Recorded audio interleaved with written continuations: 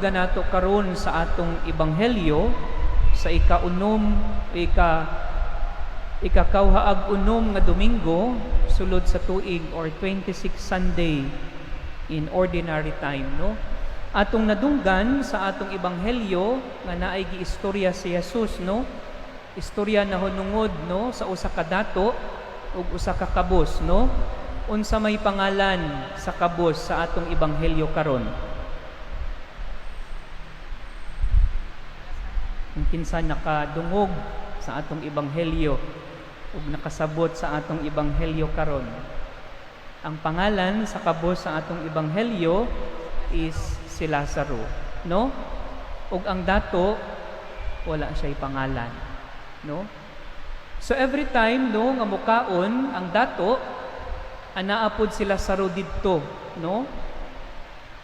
Maghuwat ra siya kung unsay mahulog nga mumuhod dito sa lamesa ug maupod to ang iyang kanon, no?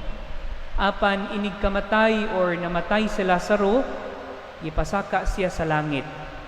Ug ang dato gidala sa impyerno, no? Kung atong hunahunaon mga igsuon, poor and rich, no? Dato ug kabos, no? Dili ni buot silingon mga igsuon, no, nga kung dato ka, inig kamatay nimo, instantly mo adto ka sa langit ay sa impyerno, no? Nya inig dato ka, inig kabus ka, inig kamatay nimo, no, diretso na pud ka sa langit, no? Dili mao ni siya ang mensahe sa atong ebanghelyo karon mga igsuon, no? Dili sala ang mangindato. Mao nay atong hunahunaon, no? Apan sala lamang kung dato ka nga dili ka kabalo mo share sa imong mga gasa nga nabaton gikan sa Ginoo o gamiton nimo ang imong kwarta sa dautan diha masulod ang sala, no? Kay kung atong hunahunaon mga igsuon, no, bisad pa sa atong ebanghelyo karon, no, nga ang dato wala man siya gibuhat nga sala, no? Wala man na-mention din sa atong ebanghelyo, no, nga iyang gitamay ug iyang gidaog-daog si Lazaro, no? Wala gani niya hilabti si Lazaro. Iyarang tan-awon, no? So diha ra ka dinhi ko. Pasagdan ta ka bisag unsay imong buhaton, no? Bahala na ka sa imong kinabuhi. So kung atong hinahunaon, no, wala joy sala ang dato. Sa atong pananaw o sa atong tawhanon nga panghuna-huna. Nya nganong mo question man ta, nganong si Lazaro ang gipasaka sa langit ug kaning dato ang gidala sa impyerno nga kung hunahunaon nato wala man siya gibuhat nga dautan. Actually mga igsuon, naay nabuhat nga sala ang dato.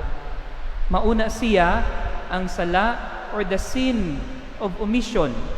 Nga ang buot silingon mga igsuon, the sin of omission is not doing what is supposed to do, no, according to the law of God, no? Kay si Lazaro or ang dato sa atong ebanghelyo mga igsuon, daghan siya'y kaayong ikatabang sa kabos nga si Lazaro. Pero bisag paghatag man lamang sa iyang pagkaon didto, wala niya gibuhat. Bisag paghatag lamang og tubig sa kabos nga si Lazaro, wala niya gibuhat, gipasagda niya. So didto mga igsuon, nasulod ang sala nga omisyon. Mauna siya, nga inig kamatay niya, ipaadto siya, o gidala siya sa impyerno. Sa ato pud kinabuhi mga igsuon, no, it doesn't mean nga wala tay gibuhat, wala na tay sala, no? Paggawas nato dinhi sa parokya, no, na ay mga tawo nga mangayo og limos sa atoa. Ni ato dayon hunaon, gamiton ni niya sa dili maayo. So dili na lang nato tagaan. Na ay mga bata, no, nga mangayo sa atoa og kwarta, no, bisag lamang sinsilyo. Nya dili nato tagaan kay atong hunahuna gidala ni sa sindikato, no? So dira ang mga igsuon musulod ang sala nga omisyon. Ang wala pagbuhat kung unsa may dapat nato buhaton, no? It doesn't mean mga igsuon nga sige tag-ampo, sige tag-simba adlaw-adlaw, sige tag-ampo makasaka na ta sa langit. Remember, brothers and sisters, our relationship is dili lamang para sa Ginoo. Kay usahay manggod atong isipon, ang atong relasyon sa Ginoo is naaras ang atong pag-ampo and our relationship to God is pirmi lamang pasaka. No? Ang atong pag-ampo, no, atong mga novenas nga gahimo, atong mga debosyon is pasaka para sa langit. Unsa may purpose sa atong pag-ampo? Aron malangit kita. Nya sige ra tag-focus sa atong relasyon sa atong Ginoo, pasaka nakalimtan nato ang horizontal nga relasyon, and that is our relationship to our brothers and sisters. And that is doing good and doing what is ang gisugo sa atoa sa atong Ginoo, ang pagtabang sa mga nanginahanglan. Maugani na mga igsuon, no, nga when we look at the cross, dili lamang siya patindog, no, sa cross. So naa siya'y horizontal. Our relationship to God is not just vertical, pasaka, but include ana is ang horizontal, no?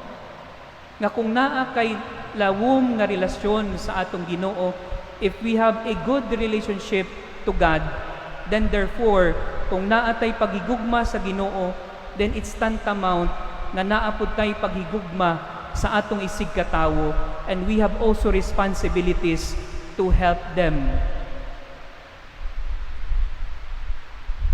And so, brothers and sisters, in this holy sacrifice of the Mass, no, we pray to the Holy Spirit, we pray to our Blessed Mother, that mahimo kitang mamaayong Kristiyano, dili lamang sa atong relasyon, sa atong Ginoo, pinaagi sa atong mga pag-ampo, but also, mamahimo kitang maayong Kristiyano, pinaagi sa pagtabang sa atong isig katawo.